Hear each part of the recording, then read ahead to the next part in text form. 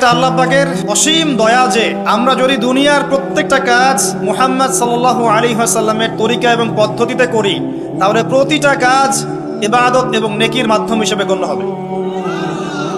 সকালবেলা উঠেছেন, ঘুম থেকে উঠলেন, উঠে দোয়া পড়লেন। কি দোয়া পড়লেন? আলহামদুলিল্লাহিল্লাযী আহইয়ানা বা'দা মা আমাতানা ওয়া ইলাইহিন নুশুর। মাশাআল্লাহ। ঘুমানোর সময় কি পড়েছিলেন? আল্লাহুম্মা বিইসমিকা আমুতু ওয়া আহইয়া। অথবা আরো কিছু আমল আছে আপনি করতে পারেন চাইলে, যেমন সূরা মুলক তেলাওয়াত করতে পারেন। ফজিলত, আপনাকে কবরের আযাব থেকে বাঁচানো হবে ইনশাআল্লাহ। আপনি আয়াতুল কুরসি তেলাওয়াত করতে পারেন। ফজিলত, সারা রাত একজন ফেরেশতা আপনাকে পাহারা দিবে ইনশাআল্লাহ। আপনি সূরা ফালাক, নাস, ইখলাস পড়ে ঘুমাতে পারেন এবং হাত দুটোকে একত্রিত করে ফু দিয়ে মাথা থেকে নিয়ে যতদূর পর্যন্ত হাত যায় মাসাহ করতে পারেন। ঘুমের মধ্যে আপনার কোনো সমস্যা হবে না ইনশাআল্লাহ। ঘুমের মধ্যে অনেক সময় প্রবলেম হয় না? দুঃস্বপ্ন দেখে মানুষ, ভয় পায়, অস্থির হয়ে পড়ে। অনেকে বলে বোবা ধরা, বলে না যে বোবায় ধরেছে, মানে আপনি চেতনা এসেছে কিন্তু আপনি নড়তে পারছেন না, এমন হয় না? হয়নি কখনো জীবনে?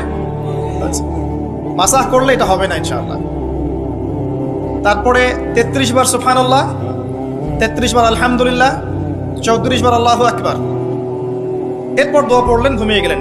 এছাড়াও সূরা কাফিরুন পড়তে পারেন, কুল ইয়া আইয়ুহাল কাফিরুন। আপনাকে আল্লাহ পাক শিরক থেকে বাঁচাবে ইনশাআল্লাহ। আর আমার সবচেয়ে পছন্দের একটা আমল আছে ঘুমানোর সময়, চেষ্টা করি কোনো রাত্রে যেন বাদ না যায়।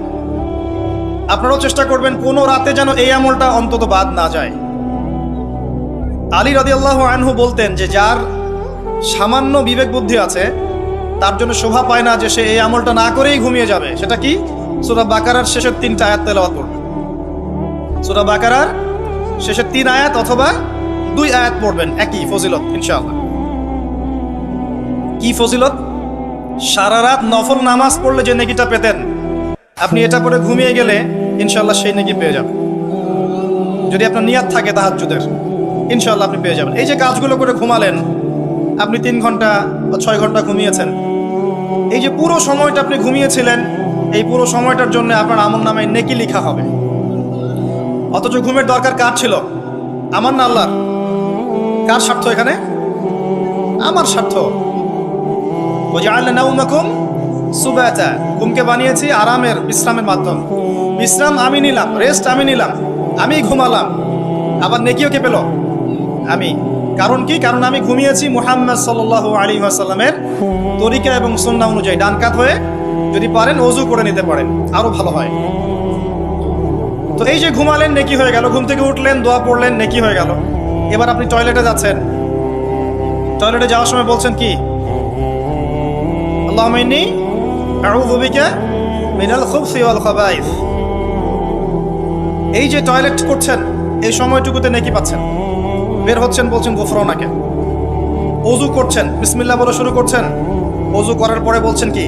আশহাদু আল্লা ইলাহা ইল্লাল্লাহ ওয়াহদাহু লা শারীকা লাহু ওয়া আশহাদু আন্না মুহাম্মাদান আবদুহু ওয়া রাসূলুহু আল্লাহুম্মা ইজআলনি মিনাত তাওয়াবিন ওয়াজআলনি মিনাল মুতাতাহহিরিন। ওযুটা কি হয়ে গেল? নেকি হয়ে গেল। এভাবে আপনি নামাজে যাচ্ছেন। এবার এই যে মসজিদে যাচ্ছেন পায়ে হেঁটে, প্রত্যেক পদক্ষেপে আপনার গুনাহ মাফ হচ্ছে, প্রত্যেক পদক্ষেপে আপনার নেকি হচ্ছে এবং রহমত বরকত হচ্ছে। এছাড়াও আপনার মর্যাদা আল্লাহর কাছে বাড়ছে। সলাতে নামাজ, জামায়াতে সালাত পড়ছেন, নর্মালি নামাজ পড়লে আপনি যে নেকি পেতেন তার চাইতে 25 বা 27 গুণ বেশি পাচ্ছেন। এবং একটা সামাজিক ঐক্য গড়ে উঠছে। সামাজিক ঐক্য, মুসলিমদের মধ্যে ভেদাভেদহীন একটা সাম্যের সমাজ গড়ে উঠছে নামাজের মধ্য দিয়ে, তাই নয় কি? নামাজটা নেকি। নামাজ শেষ হয়ে গেল, আপনি এখন বসে বসে জিকির আজকার করছেন। নামাজের পরে জিকির আছে না? নাকি ইমাম সাহেবের সাথে একটা মোনাজাত দিয়েই চলে যাবেন? কি করবেন? তাসবিহ তাহলিল নাই? আস্তাগফিরুল্লাহ আস্তাগফিরুল্লাহ আস্তাগফিরুল্লাহ নাই?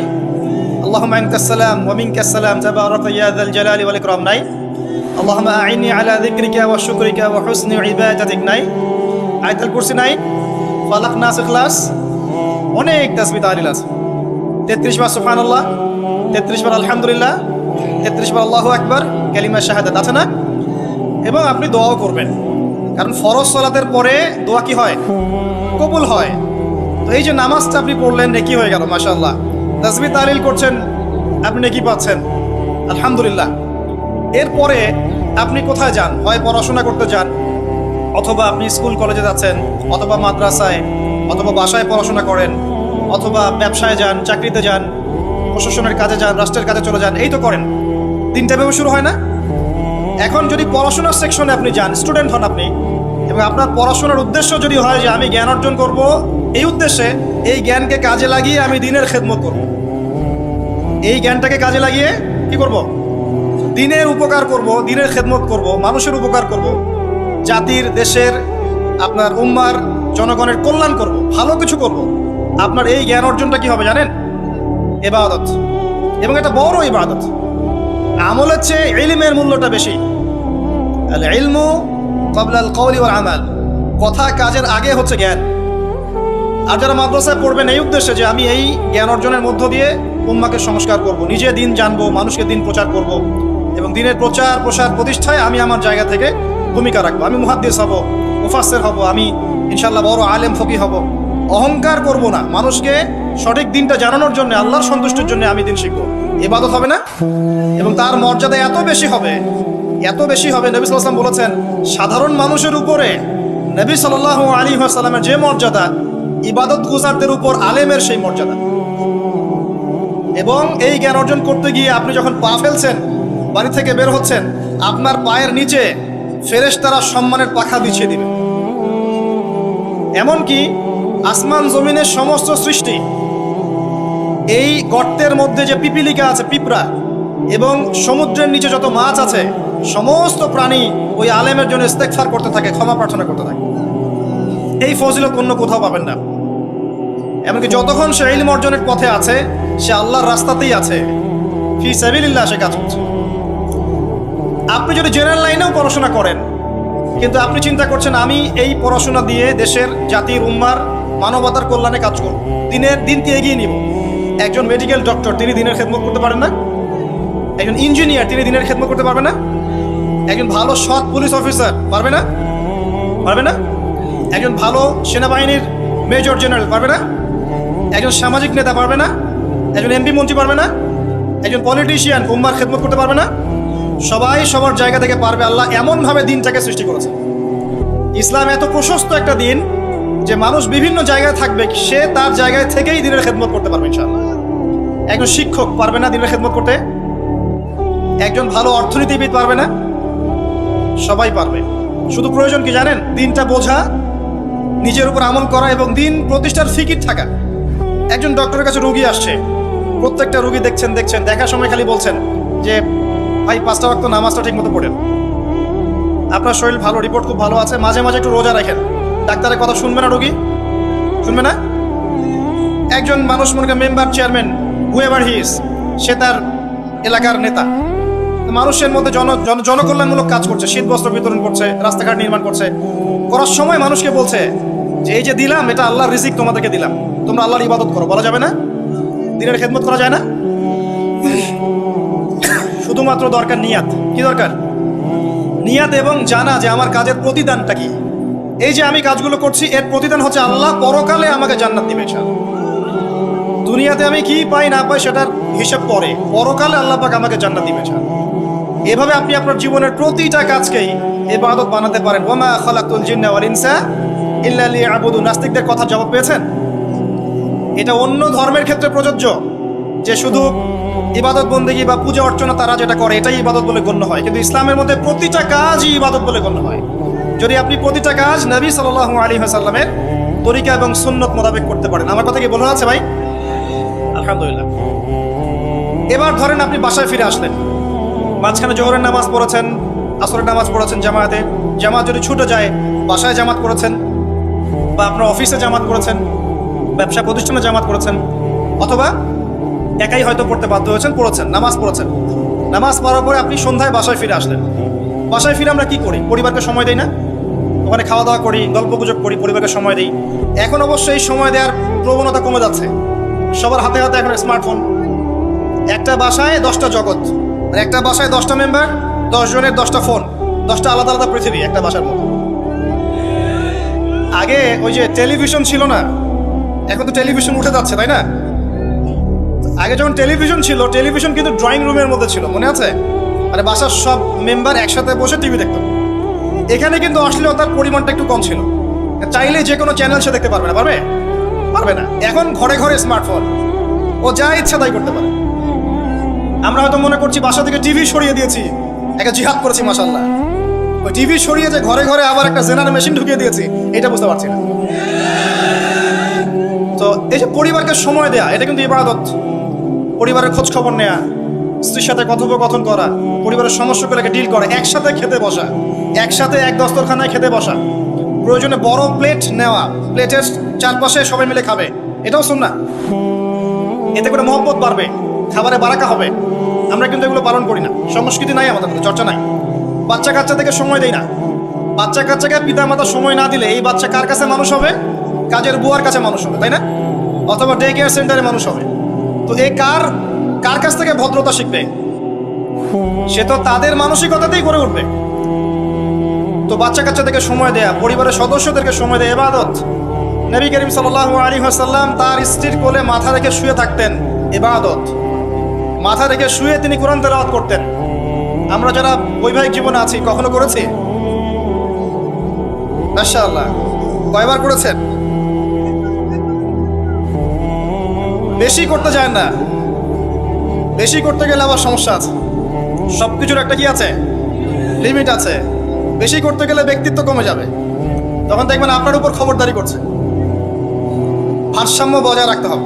যাই হোক, এমনকি তিনি বলেছেন, আয়েশা রাদিয়াল্লাহু আনহা তিনি বলেছেন যে আমি যে গোশতের টুকরাটা খেতাম, নবী সাল্লাল্লাহু আলাইহি ওয়াসাল্লাম ওইখানেই মুখ দিতেন যেখানে আমি ছিঁড়েছি। এবং রাতের বেলা দৌড় প্রতিযোগিতা করেছেন স্ত্রীর সাথে। প্রথমবার আয়েশা রাদিয়াল্লাহু আনহা জিতেছিলেন, পরে কয়েক বছর পর তিনি তাকে হারিয়ে দিয়েছেন, দিয়ে বলেছেন, আয়েশা আমি তোমাকে আজকে হারিয়ে দিলাম। এই যে সুন্নাহ, পারিবারিক সুন্নাহগুলো আমাদের মধ্যে উঠে যাচ্ছে না ভাই? পরিবারের সবার সাথে সময় দিতে হয়, খোঁজ খবর নিতে হয়, কথাবার্তা বলতে হয়। স্পেশালি বাচ্চাদের ব্যাপারে খেয়াল রাখতে হয়। বাচ্চা কাচ্চা যারা আছে এরা কাদের সাথে মিশছে, কাদের সাথে মিশছে, কাদের সাথে খেলছে, যে স্কুলে পড়ছে ওর পরিবেশটা কেমন, যে মাদ্রাসা যাচ্ছে ওর পরিবেশটা কেমন, ওকে কারা পড়াচ্ছে, কাদের কাছ থেকে দিন শিখছে, সে কাদের কাছ থেকে ইলম শিখছে, এগুলো জানা দরকার আছে। পরিবারের ব্যাপারে সচেতন থাকতে হবে। এই কারণে আল্লাহ পাক বলেছেন, কু আনফুসাকুম ওয়া আহলিকুম নারা, নিজে পরিবার, নিজে জাহান্নামের আগুন থেকে বাঁচো, পরিবার বর্গকে বাঁচাও। কিন্তু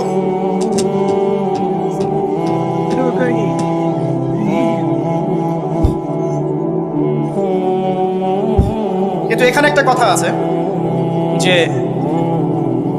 সবার পরিবার কিন্তু একরকম হবে না।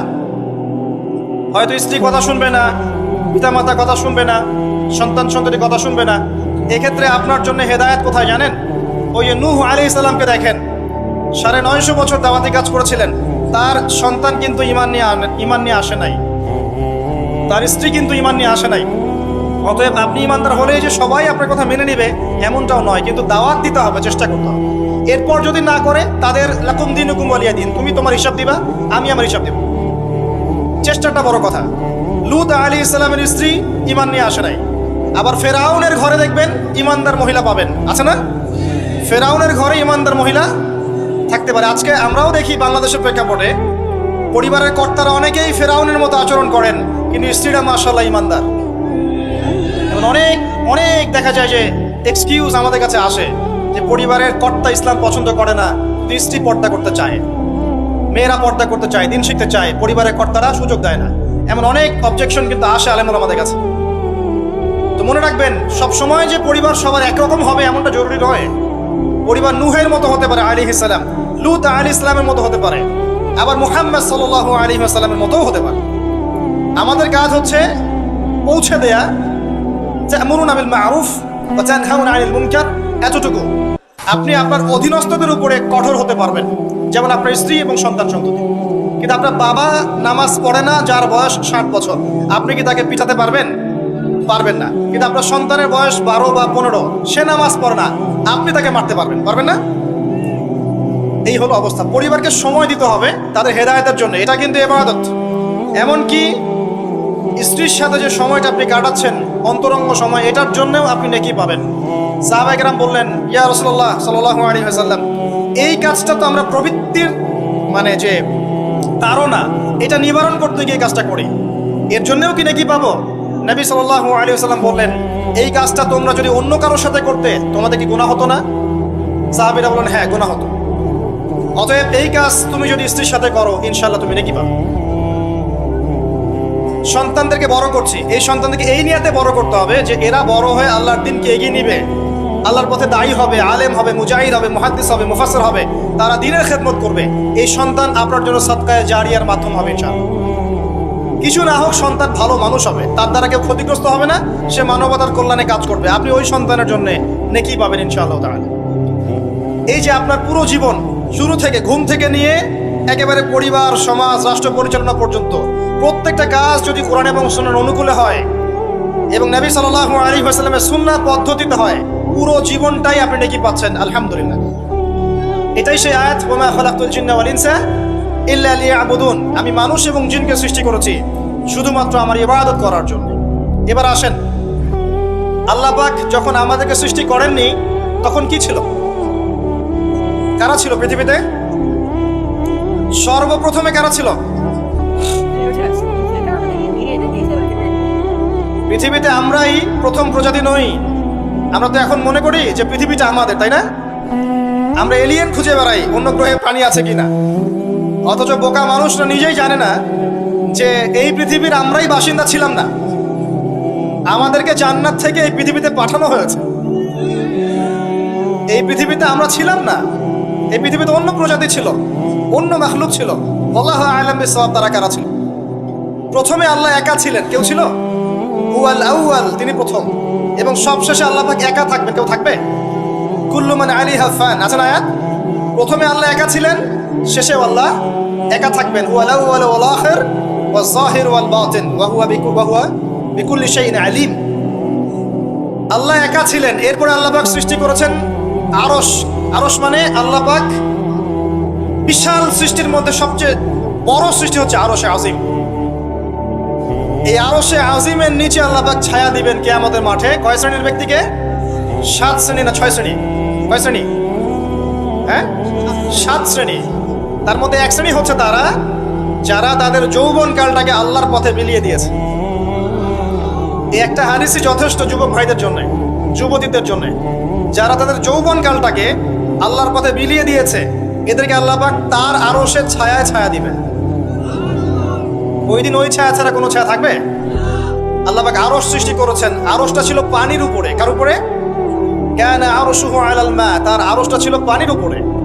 এরপর আল্লাহ পাক 6 দিনে সৃষ্টি করেছেন পুরো মহাবিশ্ব। কয় দিনে? 6 দিন। আমাদের দিনের মতো দিন না, আল্লাহর কাছে শুধু এই যে কিয়ামতের দিনটাই আমাদের হিসেবে 50,000 বছরের সমান। কত বছর ভাই? 50,000 বছরের সমান একদিন, কিয়ামতের দিন। কিয়ামতের দিনের কি দরকার ছিল? কি মনে হয় আপনাদের? কিয়ামতের দিনের কি দরকার ছিল? ছিল। যদি কিয়ামতের দিন না থাকতো তাহলে পৃথিবীর সব জালেম পার পেয়ে যেত। কিয়ামতের দিন আছে বলেই কোনো জালেম পার পাবে না ইনশাআল্লাহ। কোনো মাজলুমের চোখের প্রাণে বৃথা যাবে না ইনশাআল্লাহ, কারণ কিয়ামতের দিন আছে। এটা হচ্ছে মাজলুমের আশার দিন আর জালেমের জন্য হতাশার দিন। কিয়ামতের দিন না থাকতো তাহলে সমস্ত খুনি, ব্যভিচারী, ধর্ষণকারী, জালেম, ফাসেক, আল্লাহদ্রোহী সবাই পার পেয়ে যেত না। আল্লাহ পাক পার দিবেন না বলেই কিয়ামতের দিন রেখেছেন। ছোটবেলায় আমরাও মনে করতাম যে মানুষের জন্ম নিয়েছে, কি ভুলটা করলাম, হিসেব নিকেশ, জান্নাত জাহান্নাম, কত সমস্যা। যত দিন যাচ্ছে বুঝতে পারছি যে ভাগ্যিস কিয়ামতের দিন বলে একটা দিন আছে, নাহলে জালেমের এই জুলুমের কোনো বদলা হতো না আর মাজলুম তার অধিকার ফিরে পেত না। তো 50,000 বছরের সমান ওই দিন মানুষ অস্থির হয়ে যাবে এই কারণে বিচার শুরু হচ্ছে না কেন। একবার আদম আলাইহিস সালামের কাছে দৌড় দিবে, একবার নবী নূহ, একবার মূসা, একবার ঈসা, একবার ইব্রাহিম, সবাইকে রিকোয়েস্ট করবে মানুষ দলে দলে গিয়ে যে আল্লাহকে বলেন অ্যাটলিস্ট বিচারটা যেন শুরু করেন। অপেক্ষা করা কাজটা কষ্টকর না ভাই? কারোর জন্য অপেক্ষা করা কষ্টকর না? অপেক্ষা করতে করতে ঘামে একদম গলা পর্যন্ত ডুবে যাবে। আল্লাহ পাক হেফাজত করুন আমাদেরকে। ওই 7 শ্রেণীর মানুষের মধ্যে আল্লাহ পাক আমাদেরকে আশ্রয় দান, আল্লাহুম্মা আমিন। এরপরে যেটা বলছিলাম যে এই 50,000 বছরের সমান দিনে একজন ব্যক্তি আপনার আমার জন্য সুপারিশ করবে, তার নাম কি? এবার হাত উঁচু করেন, কতজন আপনাদের মধ্যে ওই ব্যক্তির সাল্লাল্লাহু আলাইহি ওয়াসাল্লাম তার জীবনী পড়েছেন জীবনে একবার? অনেস্টলি বলবেন, সততার সাথে হাত নামান। এবার চিন্তা করেন, এই যে আমরা স্লোগানগুলো দেই যে আল কোরআনের আলো ঘরে ঘরে জালো, নারায়ে তাকবীর আল্লাহু আকবার, স্লোগান দেই না অনেক? বাস্তবতা স্লোগানের মধ্যে পার্থক্য নাই?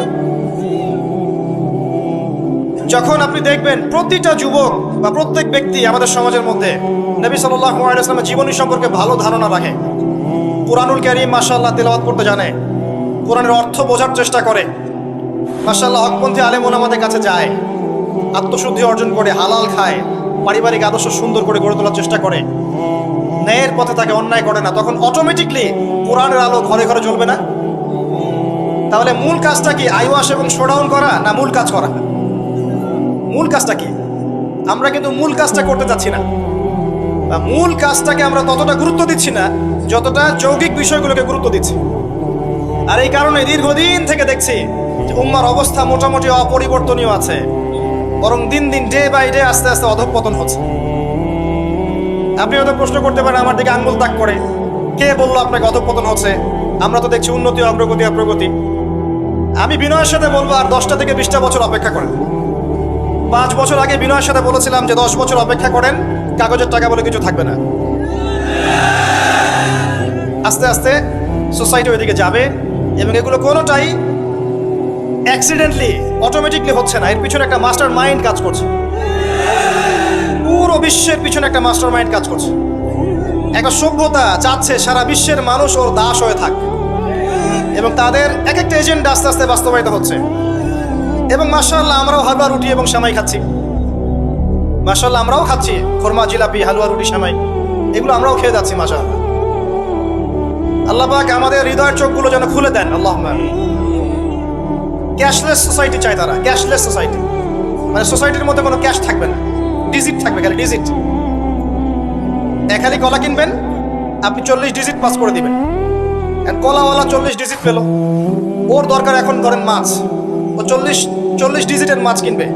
মাছওয়ালার দরকার মনে করেন চাল, ও 40 ডিজিটের চাল কিনবে। ডিজিট ঘুরবে, খালি সংখ্যা খালি ঘুরতে থাকবে হাত থেকে হাত। এমন একটা মানি আপনাদেরকে দিবে, এমন একটা মুদ্রা দিবে আপনাদেরকে, যে মুদ্রা ধরতেও পারবেন না, পকেটেও রাখতে পারবেন না। এখন তো ধরতে পারেন, পকেটে রাখতে পারেন, একটা সময় আসবে মুদ্রা ধরতেও পারবেন না, পকেটেও রাখতে পারবেন না। এবং এগুলোর মান তারা নিয়ন্ত্রণ করবে। যখন দেখবে যে আপনার মধ্যে তাওহীদ বেশি আছে, ইসলামের চেতনা বেশি আছে, দ্বীনের ফিকির বেশি, ইসলাম করছেন, আপনার মান কমে যাবে। যদি দেখে আপনার মধ্যে দাসত্ব আছে, ওরা যা বলছে আপনি সামি'না ওয়া আতা'না বলছেন, ইয়েস স্যার করছেন, আপনি উন্নতি, প্রগতি পাবেন। হ্যাঁ, যারা এগুলো লঞ্চ করছে তারা আবার তাদের সম্পত্তিগুলোকে গোল্ড এবং সিলভারে কনভার্ট করছে অলরেডি। দেখেন বড় বড় তাদের ব্যাংকগুলোকে দেখেন, সব গোল্ড এবং সিলভারে কনভার্ট করছে। ওই ইসরায়েলের দিকে তাকিয়ে দেখেন, ও তার সমস্ত সম্পত্তিগুলোকে, বেশিরভাগ সম্পত্তিগুলোকেই সাস্টেইনেবল গোল্ডের কনভার্ট করছে। ও আমাদের মতো বোকা নয়। শোনেন কেমন বোকা নয়, বিগত 70 বছরে মুসলিমদের নাকের ডগার উপরে বসে 4টা যুদ্ধে মুসলিমদেরকে পরাজিত করে দিয়েছে ইসরায়েল। বিগত 70 বছরে ওরা প্রথমে ব্রিটেন, তারপরে আমেরিকার হাত ধরে বিশ্বের এমন একটা জায়গায় এসেছে যে এই জায়গা থেকে তারা বিশ্বের পলিটিক্স, ইকোনমিক্স, মিডিয়া, প্রযুক্তি, ফাইন্যান্স সব নিয়ন্ত্রণ করার শক্তি অর্জন করেছে অলরেডি। আপনি ভাবছেন করবে? অনেকে মনে করে এটা ভবিষ্যৎ বক্তা মনে হয়। আমি বলছি যে বর্তমান সম্পর্কে আপনি খবর রাখেন না বলেই বর্তমানকে আপনার ভবিষ্যৎ মনে হচ্ছে। এটা বর্তমান, এটা ভবিষ্যৎ না। ভবিষ্যতে তো সে সারা বিশ্বকে রুল করবে ইনশাআল্লাহ তাআলা, না হলে তো সে মাসিহুদ দাজ্জালের ফলোয়ারই হতে পারবে না। আর দাজ্জাল তো সারা বিশ্বকে শাসন করবে এবং তাকে ফলো করবে জিউসরাই। তবে হ্যাঁ, এটা আমরা জানি কোরআন এবং হাদিস থেকে আলহামদুলিল্লাহ যে ওদের এই দমন, পীড়ন, জুলুম এবং শাসনটা চিরস্থায়ী হবে না ইনশাআল্লাহ। এটা একটা সাময়িক সময় জুড়ে থাকবে, এরপর আল্লাহ পাক পৃথিবী থেকে এটাকে সরিয়ে দিবেন ইনশাআল্লাহ। কিভাবে সরাবেন? ওই যে লোহিত সাগরে আল্লাহ পাক যেমন করে বনু ইসরাইলকে ধাওয়া করছিল ফেরাউনের বাহিনী, মনে আছে? লোহিত সাগরে আল্লাহ পাক ফেরাউনের বাহিনীকে একত্রিত করেছেন, ডুবিয়ে দিয়েছেন, দেন নাই? আল্লাহ পাক সেম সুন্নাহ অ্যাপ্লাই করেছেন প্যালেস্টাইনের ক্ষেত্রে। আল্লাহ পাক সমস্ত জালেমদেরকে ওখানে একত্রিত করেছেন ধ্বংস করার জন্য। সেম সুন্নাহ, এটা হবে ইনশাআল্লাহ আযza ওয়া জাল। আমরা জানি এটা সরে যাবে পৃথিবী থেকে। তারপরে এমন একটা যুগ আসবে যে যুগে ইনশাআল্লাহ আযza ওয়া জাল একজন নবী সারা বিশ্ব পরিচালনা করবেন।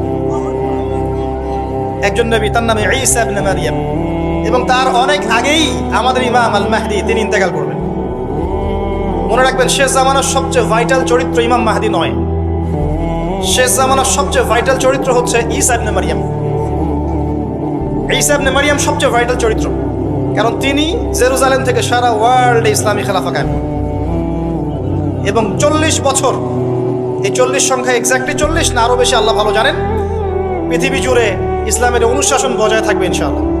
একটা কাঁচা বাড়ি, একটা পাকা বাড়ি আপনি পাবেন না যেখানে আল্লাহর কালিমা প্রবেশ করবে না, জুলুম বলে কিছু থাকবে না ইনশাআল্লাহ। যা দেখছেন আপনি এখন ওয়ার্ল্ড ওয়াইড যে দাপট, দেখে মনে হচ্ছে বিশ্ব এদের কোনো অস্তিত্বই বিশ্বে থাকবে না। এখন সারা বিশ্বের দিকে তাকিয়ে আপনার কাছে মনে হচ্ছে মাশাআল্লাহ, NATO, United Nations, world bank, এটা সেটা, বিশ্ব যে কি হচ্ছে সারাদিন। শুক্র গ্রহ আমার, একজন বলছে না শুক্র গ্রহ আমার, একজন মিসাইল তৈরি করছে, আর একজন প্রতিরক্ষা ব্যবস্থা করছে। ওয়ার্ল্ড অ্যাফেয়ার্স পড়লে মনে হয় যে ওয়ার্ল্ডটা এদেরই, কিন্তু আল্লাহ রাসূল সাল্লাল্লাহু আলাইহি ওয়াসাল্লাম বলছেন যে বিশ্বটা আস্তে আস্তে আস্তে আস্তে তার ধ্বংসের দিকে যাচ্ছে। এইটা চিরস্থায়ী হবে না, এবং একে অপরের সাথে কলিউশন করে এরা শেষ হয়ে যাবে। মুসলিমদের উপর দমন পীড়ন যেমন বাড়বে, ঠিক একইভাবে আল্লাহ রাব্বুল আলামিন মুহাম্মদ সাল্লাল্লাহু আলাইহি ওয়াসাল্লামের বংশধরদের মধ্য থেকে একজন ইমামকে বের করে নিয়ে আসবেন। তিনি ইনশাআল্লাহ আযza ওয়া জাল মুসলিমদেরকে নিয়ে এই জুলুমের বিরুদ্ধে দাঁড়িয়ে যাবেন। পরে যখন মাসিহুদ দাজ্জাল বের হবে, তাকে তিনি হত্যা করতে পারবেন না, কারণ তাকে এত বেশি ক্ষমতা দেওয়া হবে যে মুসলিমরা তার সাথে পেরে উঠবে না। তখন আল্লাহ পাক ঈসা ইবনে মারইয়ামকে পাঠাবেন, সবচেয়ে ভাইটাল ক্যারেক্টার, এবং তিনি এই প্যালেস্টাইনের বাবে লুদ নামক জায়গায় মাসিহুদ দাজ্জালকে হত্যা করবেন ইনশাআল্লাহ আযza ওয়া জাল। আমাদেরকে বিশ্ব নেতারা এখন বোঝায় যে বিশ্বের শেষ নাই, এই পৃথিবী জয় করার পর আমরা মঙ্গলে গিয়ে থাকবো, তারপর শুক্রে, তারপর শনিতে, তারপর বৃহস্পতিতে, তাই না? মাইন্ডসেটটা এমন তৈরি করেছে না? কিন্তু বাস্তবতা হচ্ছে এই মহাবিশ্বই ধ্বংস হয়ে যাবে। এই পৃথিবী তো ধ্বংস হবেই, মহাবিশ্ব ধ্বংস হয়ে যাবে। তবে পৃথিবী ধ্বংসের আগে আল্লাহ পাক ঈসা ইবনে মারইয়ামের হাতে সারা বিশ্বে ইসলামী খেলাফা কায়েম করবেন ইনশাআল্লাহ। মাঝখানে একটা সময় আপনাকে পার করতে হবে। কত বছর? ননসেন্স প্রশ্ন। যে ভাই কত বছর, 100, 200, 500, আল্লাহ ভালো জানেন, আমরা জানি না, এবং জানার কথাও না। কেউ যদি বলে এত সাল, সে নিশ্চিত কাযযাব, একজন মিথ্যাবাদী, এবং এটা একটা অহেতুক কথা। এত সাল, এত বছর পর, এটা আমরা বলতে পারবো না। এতটুকু বলতে পারবো যে পৃথিবী চিরদিন এভাবে থাকবে না। ওয়ার্ল্ডে এখন যা দেখছেন এগুলো চিরস্থায়ী হবে না। আস্তে আস্তে আস্তে আস্তে রাত যত গভীর হবে, ভোর তত কাছাকাছি আসবে, এবং এই পুরো বৈশ্বিক জুলুম ফাসাদ, আপনার জেনা, আপনার পর্নোগ্রাফি, আপনার মাদক, সুদ, জুলুম অত্যাচারের মধ্যেও দেখবেন প্রত্যেকটা জায়গায় জায়গায় আল্লাহ পাক কিছু না কিছু আল্লাহর বান্দাকে রেখে দিবেন, এবং আমার বিশ্বাস তাদের বেশিরভাগই হবে যুবক শ্রেণী। এটা আমার মত, আল্লাহ ভালো জানেন, আমার মনে হয় বেশিরভাগই হবেন যুব সমাজ। এবং আমার কাছে একটা দলিল আছে কেন মনে হয়, কারণ আসহাবুল কাহফ যারা ছিলেন তারা যুবক ছিলেন।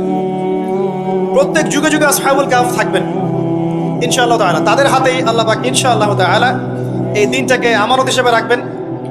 উলামায়ে কেরাম তাদেরকে এগিয়ে নিয়ে যাবে। আস্তে আস্তে দেখবেন পরবর্তী জেনারেশনের পতাকা তারা বহন করবে ইনশাআল্লাহ। এখন যে কথাগুলো বলতে এতগুলো কথা বললাম, যে যখন আল্লাহ পাক মহাবিশ্ব সৃষ্টি করেছেন 6 দিনে, তখন মানুষের কোনো অস্তিত্ব ছিল না, ছিল কোনো অস্তিত্ব ছিল না, মানুষের অস্তিত্বই ছিল না। সূরা দাহর পড়েন 1 নম্বর আয়াত, আল্লাহ পাক বলছেন হাল আতা আলাল ইনসান হিনুম মিনাদ দাহরি লাম ইয়াকুন শাইআন মাযকুরা। মানুষের উপর একটা সময় চলে গেছে যখন মানুষ কোনো আলোচ্য বিষয় ছিল না। এখন সারা ওয়ার্ল্ডের দিকে তাকালে মনে হয় যে মানুষই সবকিছু, তাই না? অথচ মানুষের বাইরে যে একটা জাতি আছে, জিন জাতি, এটাকে বিশ্বাসই করে না মানুষ। মানুষের আশপাশে ঘুরছে ফেরেশতারা, মানুষ বিশ্বাসই করে না। আল্লাহ পাক আছেন আরশে আজিমে, তার উপরে, মানুষ বিশ্বাসই করে না যে আল্লাহ বলে কেউ আছে। মানুষ মনে করে বিগ ব্যাং থেকে সব সৃষ্টি হয়েছে। হ্যাঁ, অনেক মানুষ মনে করে যে আল্লাহ বলতে কেউ নাই, সবকিছু বিগ ব্যাং থেকে সৃষ্টি হয়েছে। অথচ আল্লাহ পাক কোরআনে বলেছেন আওয়ালাম ইয়ারাল্লাযীনা কাফারু, সূরা আম্বিয়া 30 নম্বর আয়াত, আন্না সামাওয়াতি ওয়াল আরদা কানাতা রাতকান ফাফাতাকনাহুমা। কাফেররা কি লক্ষ্য করে দেখে না এই মহাবিশ্ব এবং পৃথিবী একটা বিন্দুর মধ্যে ছিল, আমি এটাকে পৃথক করে দিয়েছি, পার্থক্য করে দিয়েছি। ওয়াজআলনা মিনাল মাই কুল্লা শাইইন হাই, প্রত্যেক জীবন্ত প্রাণীকে সৃষ্টি করেছি পানি দ্বারা। আফালা ইউমিনুন, এরপরেও কি তারা বিশ্বাস করবে না? যারা সায়েন্সের ছাত্র, নিউক্লিয়াস সম্পর্কে পড়ে দেখেন, সাইটোপ্লাজম সম্পর্কে পড়ে দেখেন, ওখানে কতটুকু পানি আছে, কত অংশ পানি আছে। আল কোরআন বৈজ্ঞানিক, সম্পূর্ণ বৈজ্ঞানিক, কিন্তু বিজ্ঞান কোরআনিক হতেই হবে জরুরি না। বিজ্ঞানের কোনটা সত্য কোনটা মিথ্যা এটা কোরআন দিয়ে মানদণ্ড হিসেবে যাচাই করা যাবে। কোরআনের কোনটা সত্য কোনটা মিথ্যা এটা বিজ্ঞান দিয়ে যাচাই করা যাবে না। আল্লাহ পাক সৃষ্টি করেছেন, এরপরে মানুষকে সৃষ্টি করে একা ছেড়ে দেননি। আল্লাহ পাক প্রথমে নাম শিখিয়েছেন, সমস্ত জ্ঞান শিখিয়েছেন কাকে? আদম আলাইহিস সালামকে। ওয়াল্লামা আদামাল আসমা কুল্লাহা, মহাবিশ্বের সমস্ত নাম আমি আদমকে শিখিয়েছি। সুবহানাল্লাহ। আমাদের পিতা আদম আলাইহিস সালামের ডিএনএর মধ্যে জ্ঞান ছিল, সমস্ত জ্ঞান ছিল যা আল্লাহ পাক শিখিয়েছেন। বাই ডিএনএ আমাদের মধ্যে জ্ঞানগুলো এসেছে, এমনি এমনি আসেনি। মানুষ একটা বুদ্ধিবৃত্তিক প্রাণী না? অটোমেটিকলি কি মানুষ জ্ঞান শিখে ফেলেছে? আল্লাহ এই জ্ঞান আদম আলাইহিস সালামকে শিখিয়েছেন, তার বংশধরদের মধ্যে জ্ঞান ছড়িয়ে পড়েছে। এরপর আল্লাহ পাক জান্নাতে রেখেছেন, শর্ত দিয়েছেন কি? ওয়ালা তাকরাবু ওয়ালা তাকরাবা হাদিহিশ শাজারা, তোমরা দুইজন এই গাছের কাছে যাবে না। পরীক্ষা, গাছটার নাম কি? এটা হচ্ছে ওই প্রশ্নের মতো ঈসা আলাইহিস সালাম কবে আসবেন। গাছটার নাম কি? এটা ওই প্রশ্নের মতো যে দাজ্জালের আসল নাম কি হবে, ইমাম মাহদী কত সালে আসবেন। এগুলো ওই প্রশ্নের মতো যে ওই গাছটার নাম কি ছিল। প্রয়োজন নাই গাছের নামের আমার। গাছটা ছিল একটা টেস্ট, পরীক্ষা। গাছের কাছেও যেও না। চলে গেলেন, কার প্ররোচনা চলে গেলেন? ইবলিস। তার নাম কি? ইবলিস। আচ্ছা, ইবলিস আমল করতো না? ইবলিস ফেরেশতাদের সর্দার ছিল না? কি কারণে আল্লাহ পাক তাকে বহিষ্কার করলেন? অহংকার, রাইট। আবা ওয়াস্তাকবারা, সিজদা করি নাই। খলাকতানি মিন নার ওয়া খলাকতাহু মিন তিন, আমাকে সৃষ্টি করেছেন কি দিয়ে? আগুন। তাকে সৃষ্টি করেছেন মাটি। এটাকে বলে আত্ম অহংকার, ইগো। মনে রাখবেন, আপনার যত বড় সার্টিফিকেট থাকুক, কেমব্রিজ থেকে, অক্সফোর্ড থেকে, হার্ভার্ড থেকে বা দারুল উলুম থেকেই, যদি আপনার কাছে অনেক বড় বড় সার্টিফিকেট থাকে কিন্তু মনের মধ্যে অহংকার থাকে, আপনার মনের মধ্যে নূর আসবে না। যদি আসতো তাহলে ইবলিসের মনে আসতো। তার জ্ঞানের কোনো কমতি ছিল না, ওয়াস্তাকবার, সে অহংকার করেছে। আর অহংকার কাকে বলে? মাতারুন নাস মাতারুল হাক্কি ওয়া গামতুন নাস, সত্যকে প্রত্যাখ্যান করা এবং অন্যদেরকে ছোট করা, আন্ডার এস্টিমেট করা। আর আমাদের সংস্কৃতি এখন হচ্ছে অন্যকে আন্ডার এস্টিমেট করা। আমাদের চরিত্রই হয়ে গেছে এমন, গীবত, তোহমত, অপবাদ, সমালোচনা, কাদা ছড়াছড়ি, চুল ছেঁড়াছেড়ি, এগুলোই সংস্কৃতি। যতক্ষণ আমরা এই কাজগুলো করতে থাকি ততক্ষণ ওই যে ইসরায়েল, সে আরো 10টা মিসাইল বানিয়ে ফেলে। এই জন্যই বলি যে আমরা মাঝে মাঝে জিলাপি খাই, খোরমা খাই, আর তারা তাদের কাজের দিকে এগিয়ে যায়। প্রথম দিকে হালুয়া রুটি বলেছিলাম, অনেকে রাগ হয়েছিল, ওই জন্য হালুয়া রুটি শব্দটা বলি না, আর বলি জিলাপি আর খোরমা খাই। এখন অনেকে রাগ হয় না। তো বাস্তবতা এমন ভাই, শোনেন, এই জায়গায় 1 মিনিট সময় দেন।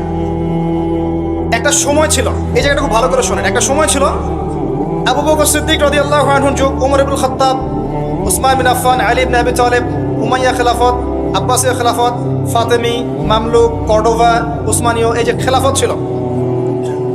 স্বর্ণযুগের মধ্যে ইসলাম বেশি ছিল, আস্তে আস্তে ইসলাম কমতে থাকে, কিন্তু অ্যাটলিস্ট মুসলিমদের একটা শক্তি ছিল, মুসলিমদের একটা ল্যান্ড ছিল, একটা ইমারত ছিল, একটা জামা ছিল, খেলাফা ছিল, আমির ছিল, ইকোনমিক পাওয়ার ছিল, প্রযুক্তি ছিল, সামরিক বাহিনী ছিল, সব কিছু মুসলিমদের হাতে ছিল। এরপর একটা যুগ আসলো, এই যুগের বয়স বেশি দিন না, 100, 200, 300 বছর। এই লাস্ট 200-300 বছরে দেখবেন আপনি নো স্টেট, কোনো স্টেট নাই। যেগুলো আছে সেগুলো টুকরা টুকরা, পিস আপ করা, ব্রিক্স অ্যান্ড পিসেস, মানে টুকরা টুকরা ভাগ করা হয়েছে। কারোর সাথে কারো মহব্বত নাই, মানে ওই দেশের মানুষ মরলে এই দেশের মানুষ হাসে। এখানে আঘাত আসলে ওরা বলে যে আমি তো বাংলাদেশি না, তো বাংলাদেশের ব্যাপারে আমার নাক গলার দরকার নাই। তারপরে যদি সিরিয়ায় কেউ বোম মারে, পাকিস্তানের কেউ বলে ওরা তো সিরিয়ার মানুষ, আমাদের সাথে কি সম্পর্ক? প্যালেস্টাইনে কেউ মা বোনদের ইজ্জত নিলে ইরাকের মানুষ বলে যে ওরা তো প্যালেস্টাইনের, আমরা তো ইরাকের। ইউনাইটেড কোনো ফর্ম নাই, প্রথম কথা। না কোনো ইউনাইটেড নেশন, না কোনো খিলাফা, না আমির, না সবার মাঝে একটা হৃদ্যতা, না ইকোনমিক কোনো বেস, না স্বতন্ত্র মিডিয়া প্রযুক্তি, স্বতন্ত্র সিস্টেম, স্বতন্ত্র political system, economic system, media, প্রযুক্তি, আপনার সমরাস্ত্র, ওভারঅল যে বিষয়গুলো আমাদের ছিল স্বর্ণযুগে, এগুলো লাস্ট 200-300 বছরে অনেকটা কমে গেছে। এবং যখন কমে গেছে, এই সময়টুকুর মধ্যে ইসলামের বিরোধী শক্তি যারা আছে, স্পষ্ট প্রকাশ্য বিরোধী শক্তি যারা ভিতরের বাইরের, এরা এই প্রত্যেকটা সেক্টরে উন্নতি করেছে। আর আমরা এই মূল জিনিসগুলো দিকে ফোকাস না করে পড়েছিলাম কোথায়? আপোষের গীবত, আমাদের তহমত, আপোষের কাদা ছোড়াছড়ি। একটা নেশনের মধ্যে সবাই ভাই না আমরা? একটা নেশন, মানে একটা নেশনে কি থাকে? ল্যান্ড থাকে, ভূখণ্ড লাগে, সার্বভৌমত্ব লাগে, জনসংখ্যা লাগে, তারপর কি লাগে? এগুলো লাগে না? সরকার লাগে। চারটা বিষয় দরকার হয় রাষ্ট্রের সঙ্গে, এগুলো পাবেন। ওভারঅল দেখবেন গভর্নমেন্ট থাকবে, প্রশাসন থাকবে, জনগণ থাকবে, আলেম ওলামা থাকবে, যুব সমাজ থাকবে, তরুণ প্রজন্ম থাকবে, যুবতীরা থাকবে, বাচ্চা কাচ্চা থাকবে। এই হচ্ছে আপনার প্রজন্ম, একটা নেশন। এই নেশনের সবাই আমরা একে অপরের ভাই নই? আমরা সবাই এক জাতি না? নাকি সবাই সবার শত্রু? আমরা কি কেউ কারো শত্রু? আমরা সবাই ভাই না? আমরা সবাই কিন্তু একটা জাতি। খেয়াল করে দেখেন এখন এই এক জাতির কনসেপ্টটার মধ্যে কত ভাটা পড়েছে। এক ধর্মনেতা আর এক ধর্মনেতাকে দেখতে পারে না, এক বক্তা আর এক বক্তার সমালোচনা না করলে ভাত হজম হয় না। এক ভাই একটা দল করে, আরেক ভাই আরেকটা দল করে, এই ভাই এই ভাইয়ের ক্ষতি না করতে পারলে ঘুম হয় না। আমরা কি আপোষেই লড়াই করছি না? আমরা কি একে অপরের সাথে লড়াই করে সময় নষ্ট করছি না?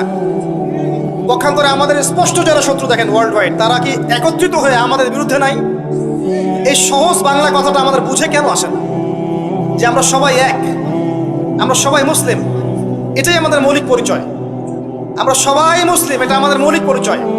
আমাদের মধ্যে আল্লাহ পাক কাউকে কর্তৃত্ব দিয়েছেন, কাউকে অধীনস্থ করেছেন, কাউকে আল্লাহ পাক ইলম দিয়েছেন, জ্ঞানের শরীয়তের, কাউকে দেন নাই। কাউকে তরুণ বানিয়েছেন, কাউকে তরুণী বানিয়েছেন, কাউকে বৃদ্ধ বানিয়েছেন, কাউকে যুবক বানিয়েছেন। কেউ ঘর সামলাচ্ছে, কেউ সমাজ সামলাচ্ছে, কেউ অর্থনীতি সামলাচ্ছে, কেউ রাষ্ট্র সামলাচ্ছে। সবাইকে আমরা একে অপরের ভাই নই? নাকি আমরা সবাই একে অপরের শত্রু? আমরা কি করেছি? আপোষে, লড়াইয়ে, সমালোচনায়, ইখতিলাফে, গীবতে, তহমতে এতটা সময় পার করেছি যে এই সময়টুকুর মধ্যে ওরা অনেক দূর এগিয়ে গেছে, এবং এই এগিয়ে যাওয়াটা ওদের আরো বাড়তে থাকবে। কারণ কিছু পাপের শাস্তি আমাদেরকে পেতে হবে দুনিয়ায়, কিছু ভুলের শাস্তি আমাদেরকে দুনিয়ায় পেতে হবে ইনশাল্লাহ। এরপর একটা প্রজন্ম আসবে যারা এই ভুলগুলো করবে না ইনশাল্লাহ। বিশ্বাস করেন, এরপরে ইনশাল্লাহ এমন কোন প্রজন্ম আসবে, ইয়াস্তাবদিল কওমান গায়রাকুম। আল্লাহ পাক বলেছেন, তোমরা যদি দায়িত্ব পালন না করো, তোমাদেরকে আমি সরিয়ে দিয়ে নতুন সম্প্রদায়কে নিয়ে আসবো। সুম্মা লা ইয়াকুনু আমসালাকুম, তারা তোমাদের মতো হবে না। আল্লাহ পাক এরপরে এমন জেনারেশন নিয়ে আসবেন ইনশাল্লাহ, দেখবেন তারা সবাই তাওহীদপন্থী হবে, তারা সুন্নতপন্থী হবে, তারা হালাল খাবে, হারামে যাবে না, তারা পারিবারিক আদর্শ ঠিক রাখবে ইনশাল্লাহ। তাদের যুব সমাজকে দেখবেন আল্লাহর জন্য নিজের জীবন কুরবানি করার জন্য প্রস্তুত থাকবে। দেখবেন তাদের তরুণদের সাথে প্রবীণদের একটা সুন্দর সুন্দর সমন্বয় থাকবে। তরুণ থেকে নেতৃত্ব দেবে প্রবীণরা, দেখবেন তরুণরা এগিয়ে যাবে। দেখবেন তারা ছোট ছোট বাচ্চারা এক একটা ডিনামাইট হয়ে গড়ে উঠবে ইনশাল্লাহ। অপেক্ষা করতে থাকেন, সময় আসবে এক সময় ইনশাল্লাহ, হতাশ হবেন না। মাঝখানের এই সময়টুকুতে প্রথম কাজ হচ্ছে পরিস্থিতি বোঝা, মৌলিক কাজগুলোর দিকে ফোকাস করা, এবং যে কাজগুলো মৌলিক নয়, গৌণ কাজ, এগুলোর দিকে বেশি ফোকাস না করা, মূল কাজের দিকে ফোকাস করা। মূল কাজ হচ্ছে সবাই আমরা ভাই ভাই, আপোষে ঐক্যবদ্ধ থাকতে হবে। বা ঐক্যবদ্ধ থাকার জন্য সবাইকে নতুন দল খোলার দরকার নাই, খালি মন থেকে বিশ্বাস করে নেন যে সে আমার ভাই, ব্যাস। খালি মন থেকে মনে করে নেন যে সবাই আমার ভাই, দেখবেন মনের মধ্যে ঐক্য হয়ে গেছে। ঐক্যটা মনের ব্যাপার, ঐক্যটা মনের ব্যাপার, এটা কিন্তু ফিজিক্যাল বিষয় নয়। মন থেকে বিশ্বাস করে নেন যে আমরা যারা তাওহীদপন্থী আছি, মুসলিম আছি বাংলাদেশের, সবাই আমরা ভাই। এমনকি বিশ্বের যারা আছে, যারা নির্যাতিত নিপীড়িত, ওরা আমার উম্মার বাইরে কেউ না, ওরা আমার উম্মারে অন্তর্ভুক্ত। চিন্তা জগতে পরিবর্তন আনেন, মৌলিক কাজে আসেন, পড়াশোনা করেন। খালি নারায়ে তাকবীর আল্লাহু আকবার স্লোগান দিলে আর আল কোরআনের আলো ঘরে ঘরে জ্বালো স্লোগান তুলে আইওয়াজ শোনান করলে সব হবে না। বেসিক জায়গায় এসে পড়াশোনা করেন, তরুণ সমাজকে পড়াশোনা করান, ভালো কিছু পড়ান। যারা জেনারেল লাইন থেকে উঠে আসছে এদেরকে ভালো কিছু পড়ান। যারা মাদ্রাসায় পড়ছে প্রয়োজনে যদি প্রয়োজন হয় তাদের সিলেবাসে কিছু সংস্কার করেন, পুরো এগিয়ে নেন। উভয়ের মাঝে একটা সমন্বয় সৃষ্টি করেন, উলামায়ে কেরামের মাঝে ঐক্যের চেষ্টা করেন, আপোষে বিভক্তির চেষ্টা করবেন না। যারা হিংসা, গীবত, তমুত, সমালোচনার সংস্কৃতি লালন করে ওদেরকে এড়িয়ে যান, ওইদিকে ভ্রুক্ষেপও করবেন না। একটা সেকেন্ড ওদিকে ভ্রুক্ষেপ করবেন, আপনি 1 সেকেন্ড পিছিয়ে যাবেন, এগিয়ে যান। তরুণ সমাজ আজকে পর্নোগ্রাফিতে আসক্ত, মাদকে আসক্ত, জুয়া খেলছে, মেয়ে নিয়ে ফুর্তি করছে, টিকটক প্রজন্ম হয়ে গেছে, সারাদিন সেলফোন নিয়ে পড়ে থাকে, কিচ্ছু বোঝে না জীবনের উদ্দেশ্য কি। এদেরকে আল্লাহর দিকে ফেরান, নামাজের দিকে ফেরান, দিনের মেহনত বাড়িয়ে দেন, মসজিদগুলো আবাদ করেন, মাদ্রাসাগুলো গড়ে তোলেন, স্কুল কলেজ নির্মাণ করেন। আমাদের পরবর্তী প্রজন্মের বাচ্চা কাচ্চাদেরকে এমনভাবে পড়াশোনা করান আগামী বিশ্বকে ওরা চ্যালেঞ্জ করতে পারে। আমাদের প্রশাসনে যারা আছে তাদেরকে স্বাধীনভাবে কাজ করতে দেন, ন্যায়পরায়ণের সাথে কাজ করতে দেন, ন্যায় প্রতিষ্ঠা করার সুযোগ তাদেরকে দেন। যারা তাদের উপরে আছেন তাদের মধ্যে ইসলামকে ঢুকিয়ে দেন, আল্লাহর ভয় ঢুকিয়ে দেন, তাকওয়াকে ঢুকিয়ে দেন। তাদের সাথে দ্বন্দ্বে লিপ্ত হবেন না।